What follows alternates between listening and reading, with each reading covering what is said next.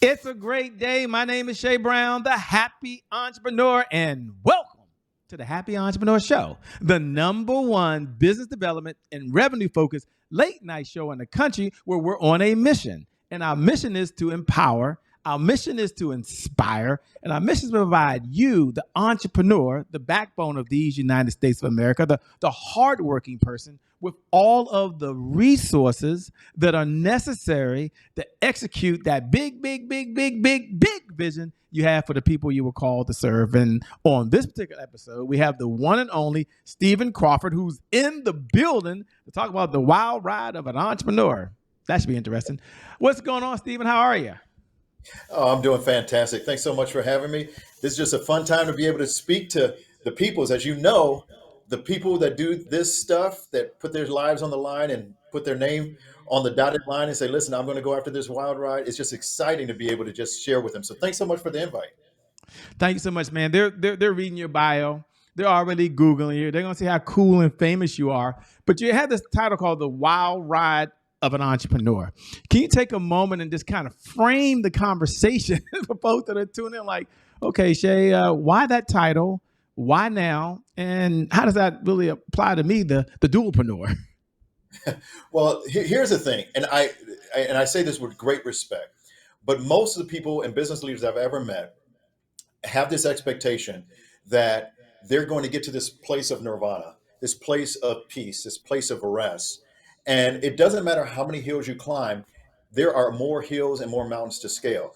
And here's the thing, I invite people on a wild ride because I think that if you really understand the world of an entrepreneurship, you never stop being an entrepreneur. You never stop being a climber. You never stop scaling, building, and growing into that next level. And unfortunately, for most people that are waiting to get to that plateau, if you're not growing, you're dying. And so it's a wild ride because we get invited into this place where we get the opportunity every day. And I think we have to retrain and recondition our nervous system so that we're not going after this frustrating, it's not breaking forth from it yet. No, it is breaking forth. The struggle is real and the struggle is part of the process. Enjoy the struggle because that's part of the process. That's part of the growth and that's part of the appetite. And so you can reframe your world from being the place where I'm just going to get to this flat plane and just keep growing. Then guess what? Welcome to the wild ride. Now, can we slow down for a second? You mentioned something about reconditioning your neural conditioning, something. Now, I went to DC public schools. I'm here in Washington, DC. Don't judge me, anybody. Please don't judge me out there. And so when he said you got to recondition your neural conditioning or reprogram your neural conditioning, you kind of lost me for a second. I was with you with everything else. So can you kind of define what is that so we kind of know what it is and why it's so important? Well, you have to understand that my uncle. Now, I grew up from Chicago public schools, so I don't think I'm doing any better over here. But that's just kind of one of those things. But my uncle kind of brought us. He had a PhD in computer science, and still has one. But what he brought us into a room, and he tried to teach us about computers. I didn't understand anything he talked about because all I fell asleep to him saying that all computers are based on zeros and ones, and all the complex language of a computer is zeros and ones. And so that stuck with me, even though I wasn't paying attention then.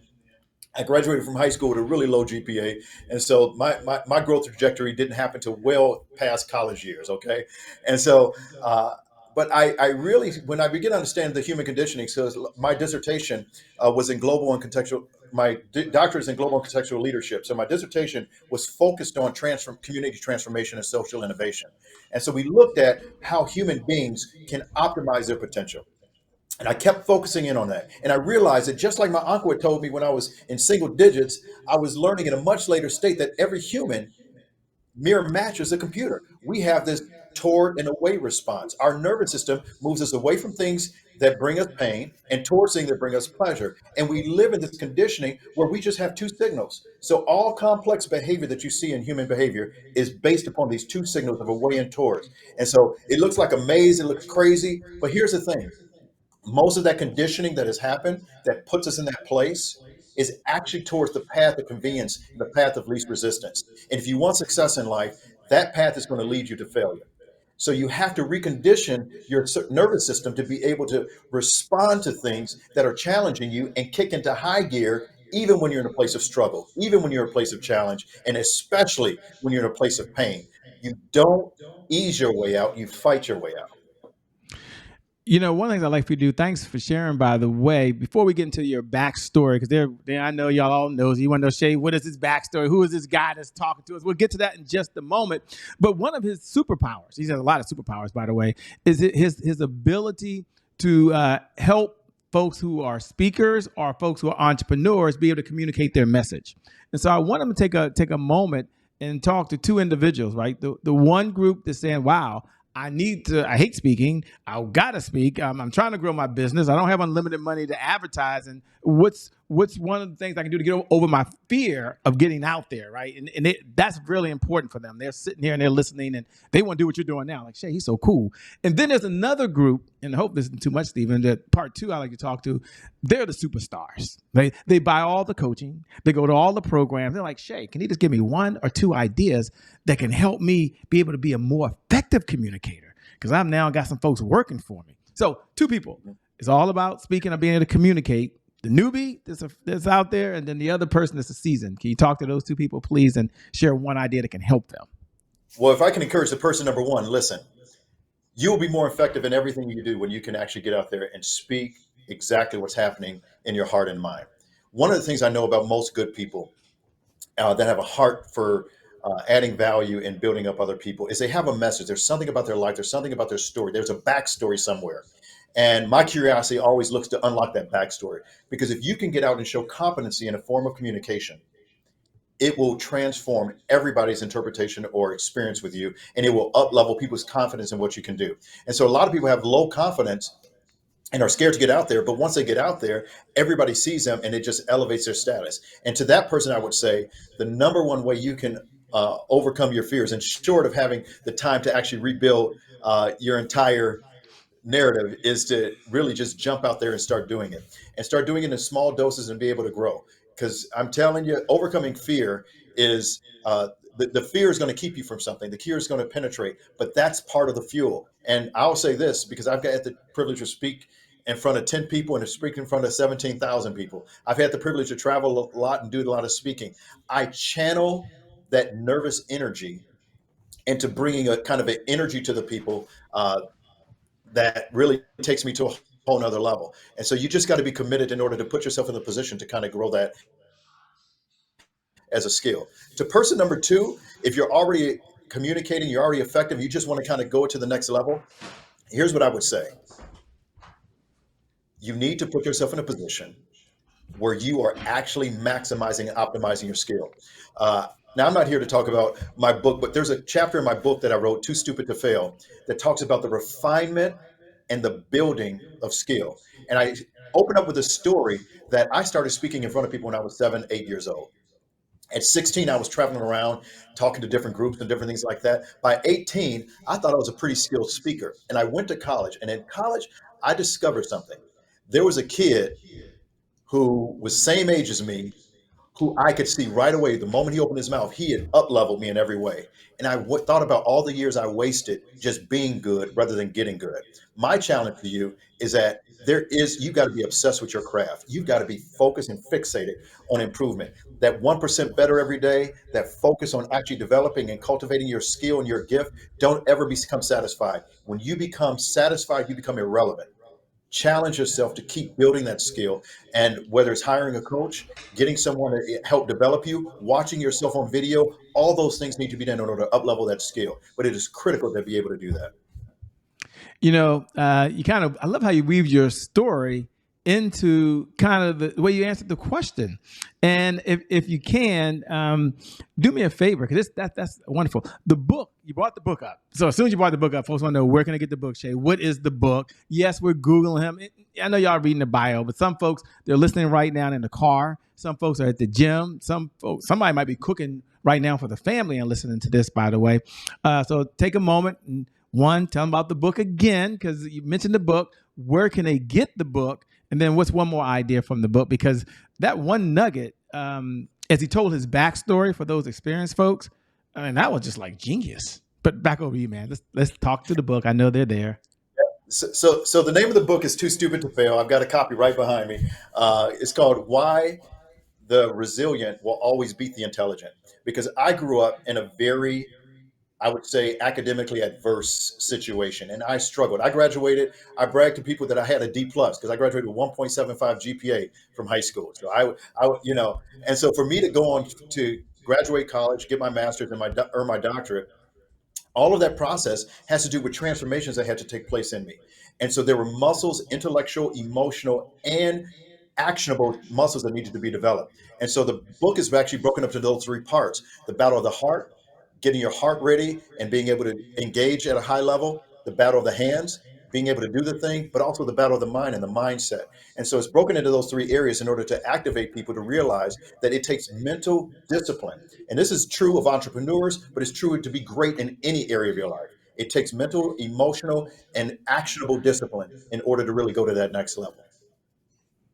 And where can I get the book once again? Oh, Amazon, Kindle, Audible, anywhere you can buy books, you can find the book. So Too Stupid to Fail. Yeah. Take a moment and talk about just the power of collaboration. I mean, one of our 12 rules for life is collaboration crushes competition. Collaboration crushes competition. We've got 12 rules, but that's one of them. And the reason I want you to bring that up at a good point now is because I'm able to meet you and connect with you through a gentleman we know, which is Joseph McClendon III. And what I noticed is you weren't solo. And sometimes entrepreneurs, and I've been guilty of that so many times, I want to do everything myself. And no, you were partnering and you were doing something. And through that relationship, I was able to reach out to you, and now you're here now. So why do I tell that story is that I would like you to talk about just the power of collaborating, and what are 1, 2, or 3 things that you look for as an entrepreneur on this wild ride, as an entrepreneur on this wild ride that we're on. What's 1, 2, or 3 things you look for when you're looking to collaborate or work with someone else? Because someone might be thinking, oh, Shay, it's so hard trying to work with folks. Oh my gosh, I give up. And I don't want you to give up. I want you to know success is a team sport. Yeah, 100% is hard. 100% is difficult. You've got to stay engaged. You've got to keep showing up if you're going to be able to be effective in collaboration. And here's one thing that I find that's interesting. Most people live in what we call below the line. I know that if you've read the book, if anybody has seen the book, 15 Commitments of Conscious Leadership, it talks about this process of being above and below the line. And below the line, you just make excuses, you blame other people. Life is serious, and you're always looking for a way to win at someone else's expense. Above the line is we stay open, curious, devoted to learning, collaborative. It's where the best parts of life. And this is not either or. You are either above or below the line at some point. And I like to encourage people: some places we live, some places we visit, and some places we vacation. And you got to know where you are at any particular state. And so when I challenge people to be above the line, this place of being open. I had a client ask me the other day because she has developed this intellectual property where she's using to transform high school kids all over the country.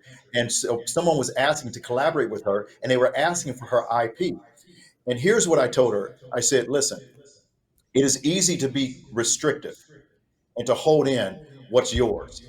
And if you keep doing that, you'll close enough people off using protectionism as your guard and your shield.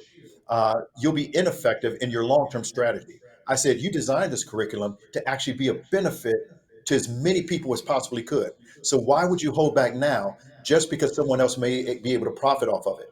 As a matter of fact, I told her, I said, the reality is most people that try to do what you do fail. And so most people won't be able to use it at all. But the show of good faith and openness you are to share it will actually kind of bond you together in a way with people and give you access to people and opportunity that you would never have otherwise. So I said, if I were you, I would be sharing freely. And many of the things that I've designed, many of the things that I've written, many of the talks that I've given, I've actually been able to script out for people, give them PowerPoints, said, listen, if you can go share this with someone else, use it, do it. No idea was original with me.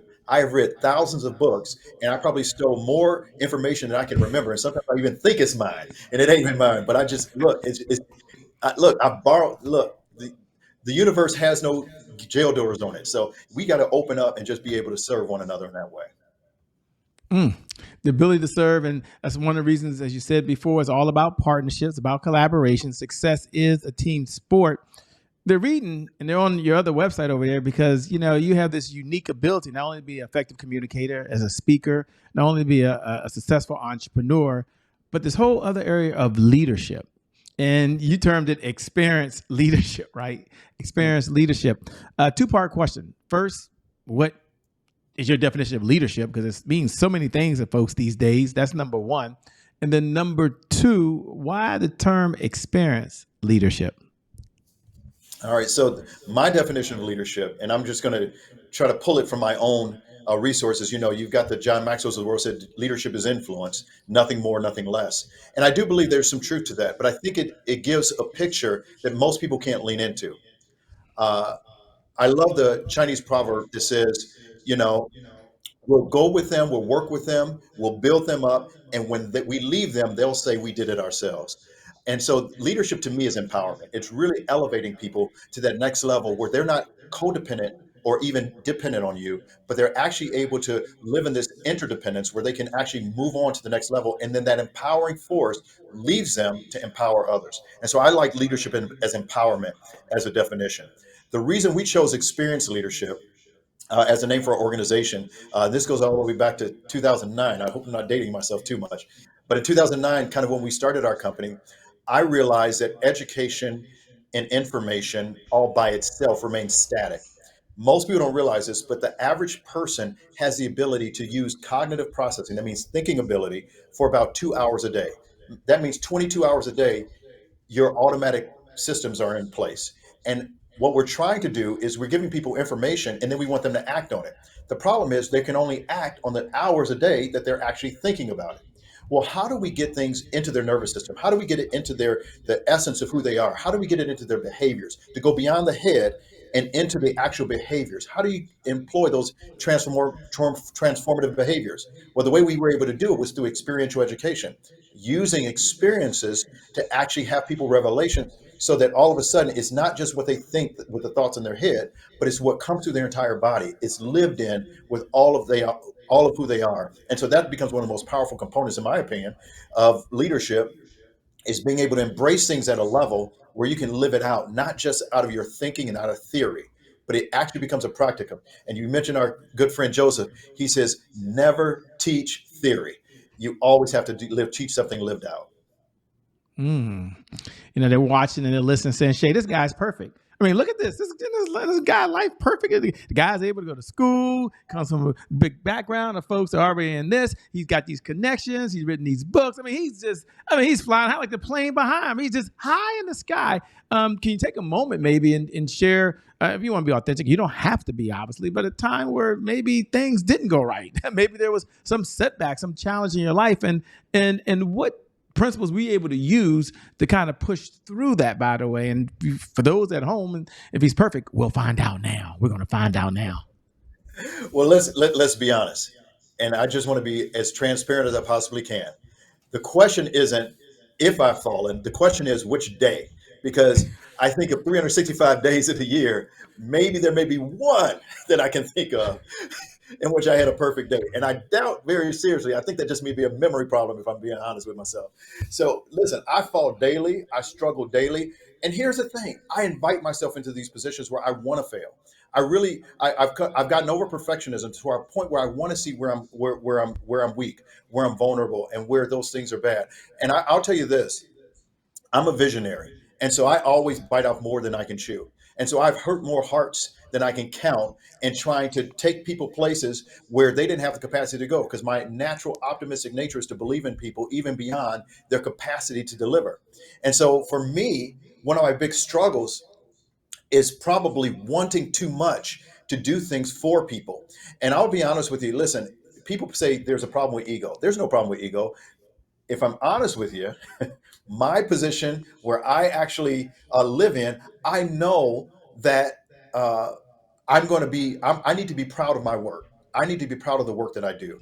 And so sometimes that creates a vulnerability and a weakness for me because I'm more committed to the accomplishment of a task than I am to the development of the people. And that is a weakness. And that is a part of leadership that I'm not really proud of. And I've had people on my staff, I have other people that I've hurt because my commitment was towards the accomplishment of the vision over and above the relationship or the development of those people. And so I think this is a constant struggle. It's a constant fight that we all have to be committed to. But when we have awareness of it, we need to improve it. Well said. You know, one of my favorite questions to ask on the show is, of all the mentors you've had so many mentors. What's one mentor and what's one lesson you learned from the mentor that you could pass on to us, the audience? And for those folks that are here every night at 11 p.m. Eastern Standard Time, this is the moment you get to lean in. As I always like to say, lean in, because you get to take one idea that he's held near and dear with himself. He's going to pay it forward in something you can use the rest of your life, and you may pay it forward as well. And for those folks that are new, welcome, welcome, welcome. We're glad to have you aboard. So my question over to Stephen Crawford is, of all the mentors you had, just pick one mentor, it doesn't matter, and one lesson that we can all benefit from your mentor who we may never, ever meet. Yeah, so one that I can assure you won't meet because he's passed away now was my grandfather. My grandfather was a Methodist pastor on the south side of Chicago.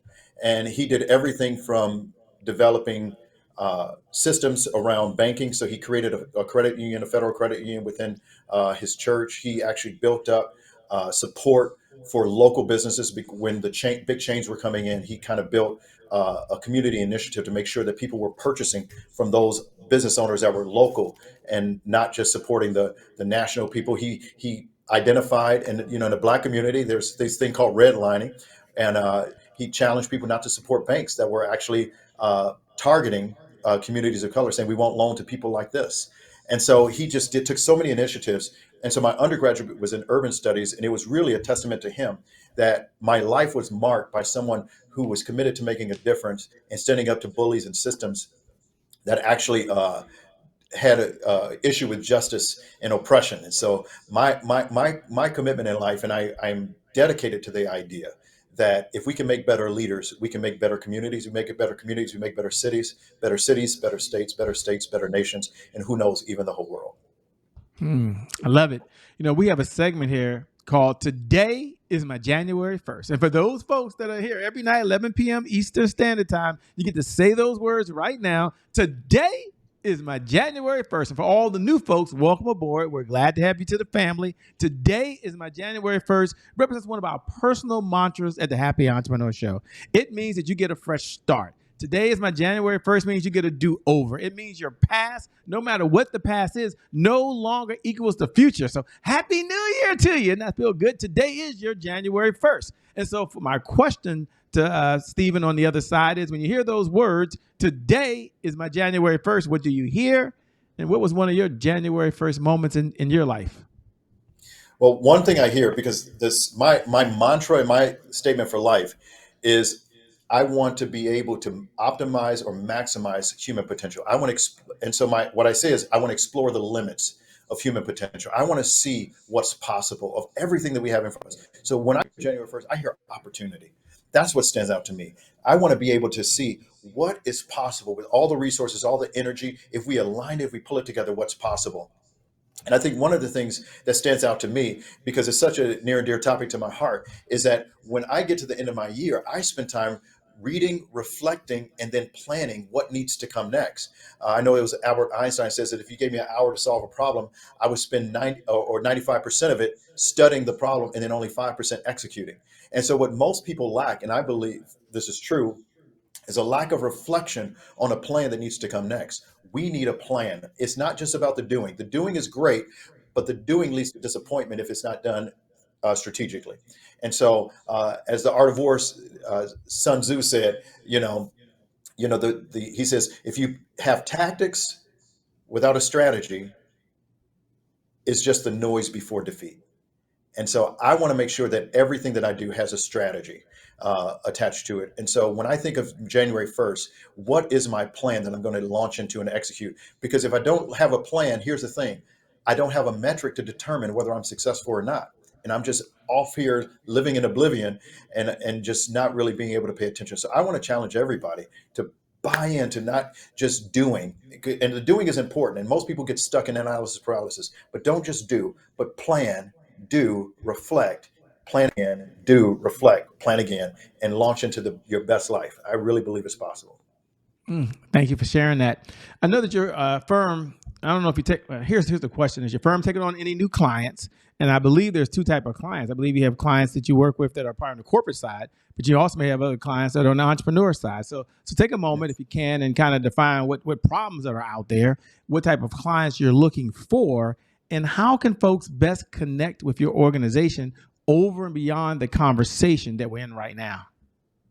Absolutely. So, first of all, yes, we are taking clients on every side. We have a great business coaching and development side, which if people have a business and they need structure, they need systems to be put in place. You see the airplane behind me. We use the model of the airplane and the business made simple framework to be able to equip every part of the plane, whether it be your sales, marketing, your cash flow, your team development, your leadership, all those parts. We be able to put together a plan for you, a strategic plan, and help you launch you into a more successful, scaling, elevating business. On the corporate side, we do training and development and presentation skills, leadership, team building, sales, marketing, you name it. We have trainings for all those things. And so we love being able to work, especially on the corporate side, to be able to do that training and development. But the heart of what we do is making sure that we work with leaders more so than the work that we do. We want to make sure we're identifying and working with leaders who see a bigger vision than just making a dollar or a buck. We want to see that we partner with leaders that really have a vision. And so when we scale a business, we know that that business is going to scale and those leaders are going to invest in something bigger than just, their pocketbooks. They're really committed to having a cause to fight for. And so we absolutely believe in partnering with, even on the corporate side. We want to make you successful, but that successful has to have an end. So that's what we look forward to, and we love doing every single day. Love it. Last question as we close out. What do you do for fun these days, man? We're not out saving the world and making corporate look like corporate and helping people make money on this wild ride as an entrepreneur. What does this guy do for fun? Well, I have this reality that I've come to the conclusion, and this revelation came to me recently as I was doing a training in presentation skills for a company down in Atlanta, and I realized that I'm a bad golfer that sometimes hits good shots. See, I used to think I was a good golfer and get frustrated. I've learned not to get frustrated with golf as much because I've come to the conclusion that, hey, it's nothing wrong with being a bad golfer as long as you're out there having fun. So I love golf. I love community. I have a lot of friends and family that I get together with. But if we can get together over golf, then it's a win-win, 100%. Well, thank you so much, man, for being on the Happy Entrepreneur Show. We appreciate it. I know you can always make more money, but you can't make more time. And you've given us the most precious resource you have, which is your time. So thanks for being on the show. Thank you, Shay. Appreciate it. And thank you, the viewer. Thank you for tuning in every night at 11 p.m. Eastern Standard Time. You can find us on all the podcast platforms. You can find us on YouTube at I Am Shay Brown. And I want you to know, as I love to share every night before we close out, and I never get tired of it, that you are awesome. You're incredible. You're amazing. You've got greatness inside you. And for you, today is your January 1st. Because of just that one reason alone, your best is still yet to come. Your best is yet to come. Your best is yet to come. With that being said, my name, in case you forgot, is Shay Brown, the Happy Entrepreneur. Make it a great day, everyone. And I promise you from the bottom of my heart, we'll make some good things happen. We connect again next time. Remember, time is long. Life is short. You got to live in that moment, and you got to make it count. God bless, and we out. Thanks a lot, Stephen, man. I appreciate you. Peace, bro.